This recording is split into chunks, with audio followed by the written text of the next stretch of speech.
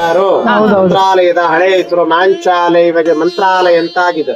ಪೂಜ್ಯಾಯ ರಾಘವೇಂದ್ರಾಯ ತತ್ಯ ಧರ್ಮ ರಥಾಯ ಚ ಮಂತ್ರ ಕೇಳಿದಿರಲ್ವಾ? ಆ ಮಂತ್ರ ಶುರುವಾಗಿದಂತಹ ಸ್ಥಳ ಜಾಗ ಇದು. ಆ ಮಂತ್ರ ರಚನೆ ಮಾಡಿದ್ದು ಬರೆದಿದ್ದು ಮಹಾನುಭಾವರೇ ಅಪ್ಪಣ್ಣಾಚಾರ್ಯವರು. ಅಪ್ಪಣ್ಣಾಚಾರ್ಯವರು ಯಾರು ಅಂತಂದ್ರೆ ರಾಘವೇಂದ್ರ ಸ್ವಾಮಿಗಳವರ ಶಿಷ್ಯರು. ಅವರ ಹುಟ್ಟಿದಂತಹ ಸ್ಥಳ ಇದೇ ಊರಲ್ಲಿ. ರಾಘವೇಂದ್ರ ಸ್ವಾಮಿಗಳವರು ಅವರ ಮಂತ್ರಾಲಯಕ್ಕೆ ಹೋಗಿನ ಮುಂಚೆ, ಅವರ ಬೃಂದಾವನ ಪ್ರವೇಶ ಹಾಕಿನ ಮುಂಚೆ 13 ವರ್ಷ ಕಾಲ ರಾಯರು ಇದೇ ಕ್ಷೇತ್ರದಲ್ಲಿ ಇದ್ದಿದ್ದು. ಅವರಲ್ಲಿ ಇರೋ ಕಾಲದಲ್ಲಿ ನಿಮ್ಗೆ ಎದುರುಗಡೆ ಬೃಂದಾವನ ಕಾಣಿಸ್ತಾ ಇದ್ದಾನೆ ಎಲ್ಲರಿಗೂ. ಇದೇ ಸ್ಥಳದಲ್ಲಿ 13 ವರ್ಷ ಕಾಲ ರಾಯರು ಇಲ್ಲಿ ಜಪ ತಪ ಅನುಷ್ಠಾನ ಹೋಮ ಮತ್ತೆ ಹವನಗಳ ಮಾಡಿದಂತಹ ಸ್ಥಳ ಇದು. ರಾಯರು ಜಪ ಮಾಡ್ತಿರುವಂತಹ, ತಪಸ್ಸು ಮಾಡ್ತಿರುವಂತಹ ಸ್ಥಳ ಜಪದ ಕಟ್ಟೆ ರಾಯರು ಅಂತ ಕರೆಯುವುದು. Place of meditation place. Raghavendra ಸ್ವಾಮಿಗಳವರು ಪ್ರತಿನಿತ್ಯನು ಅವರಿಲ್ಲಿ ಊಟ ಮಾಡೋ, ಭೋಜನ ಮಾಡೋ ಸಂದರ್ಭದಲ್ಲಿ ಅವರಿಗೆ ತುಂಬಾ ಇಷ್ಟವಾದ ಪದಾರ್ಥ ಬಂದು ಕಡ್ಲೆ ಬೇಳೆ ಚಟ್ನಿ ಮತ್ತೆ ಮಸ್ತಿ ಕಡುಬು ಅಂತ ಬರ್ತದೆ. ಮಸ್ತಿ ಕಡುಬು ಅಂದ್ರೆ ಗಣೇಶ ಚತುರ್ಥಿ ಗಣಪತಿ ಹಬ್ಬ ಬಂದಾಗ ಊರಣದ ಕಡುಬು, ಸಿಹಿ ಕಡುಬು, ಮೋದಕ ಅಂತ ಕರೀತೀರಿ. ಅದು ರಾಯರಿಗೆ ಇಷ್ಟವಾದ ಪದಾರ್ಥ. ರಾಯರ ಊಟ ಮಾಡುವ ಸಮಯದಲ್ಲಿ ಅವರ ಅಪ್ಪಣ್ಣಾಚಾರ್ಯವರು ಮಾಡಿಕೊಡ್ತಾ ಇದ್ರು ರಾಯರಿಗೆ. ಇವಾಗೂ ನೀವು ನೋಡ್ಬೋದು 400 ವರ್ಷದ ಹಿಂದ್ಗಡೆ ರಾಯರಿಗೆ ಬಳಸ್ತಿರುವಂತಹ ವರಳಕಲ್ಲು ಅಂದ್ರೆ ರೂಪಗುಂಡು ಇವಾಗೂ ಇದೆ. ನೀವೆಲ್ಲ ಮೆಟ್ಲಿಳಿದು ಬಂದ್ರಲ್ವಾ? ಇವಾಗ ಮೆಟ್ಲು ಏರ್ಬೇಕಾದ್ರೆ ಪಕ್ಕದಲ್ಲಿ ಬರೆದಿರ್ತಾರೆ, ಹೋಗ್ತಾ ನೋಡ್ಕೊಂಡು ಹೋಗಿ. ರಾಘವೇಂದ್ರ ಸ್ವಾಮಿಗಳವರ ಶಿಷ್ಯರು. ಅಪ್ಪಣ್ಣಾಚಾರ್ಯವರ ಬೃಂದಾವನ ಅಲ್ಲ ಇದು. ಅಪ್ಪಣ್ಣಾಚಾರ್ಯವರ ಕಟ್ಟಿದಂತಹ ರಾಘವೇಂದ್ರ ಸ್ವಾಮಿಗಳವರ ಪ್ರಥಮ ಏಕಶಿಲಾ ಬೃಂದಾವನ. ಏಕಶಿಲಾ ಅಂದ್ರೆ ಒಂದೇ ಶಿಲೆಯಲ್ಲಿ ಬೃಂದಾವನ ಕಟ್ಟಿದ್ದು ಅವರ ಶಿಷ್ಯರು. ರಾಘವೇಂದ್ರ ಸ್ವಾಮಿಗಳವರು ಅವರ ಅಪ್ಪಣ್ಣಾಚಾರ್ಯವರಿಗೆ ಜ್ಯೋತಿ ರೂಪದಿಂದ ದರ್ಶನ ಕೊಟ್ಟಿರುವಂತಹ ಫಸ್ಟ್ ಬೃಂದಾವನ.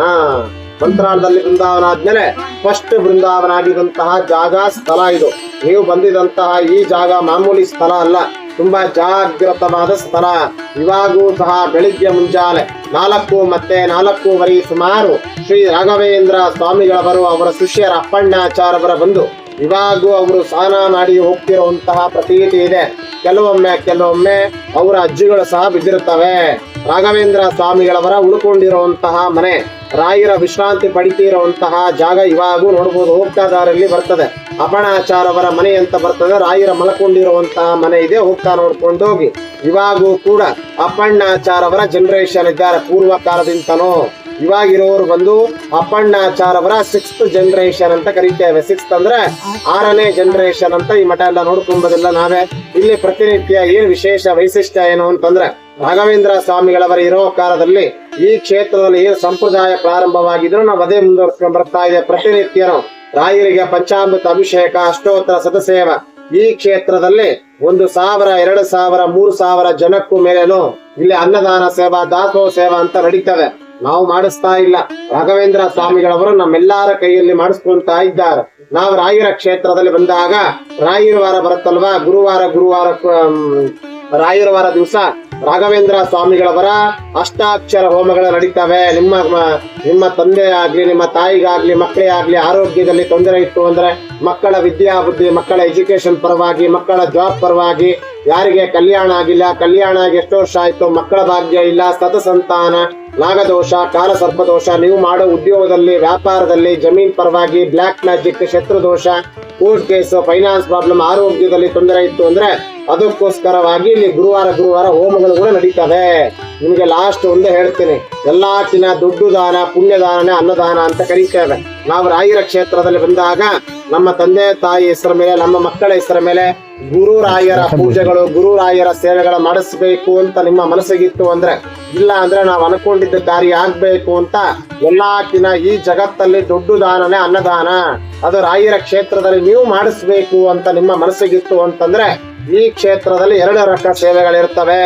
ಇಲ್ಲ ನಾವು ರಾಯರ ಕ್ಷೇತ್ರದಲ್ಲಿ ಬಂದೇವೆ, ಜನರಲ್ ಆಗಿ ಸಾಮಯಿಕವಾಗಿ ನಮ್ಮ ಶಕ್ತಿಯಾನುಸಾರವಾಗಿ ಮಾಡಿಸ್ಬೇಕು ಅಂತಂದ್ರೆ ಅಷ್ಟು ಇಷ್ಟು ಅಂತ ಇರಲ್ಲ.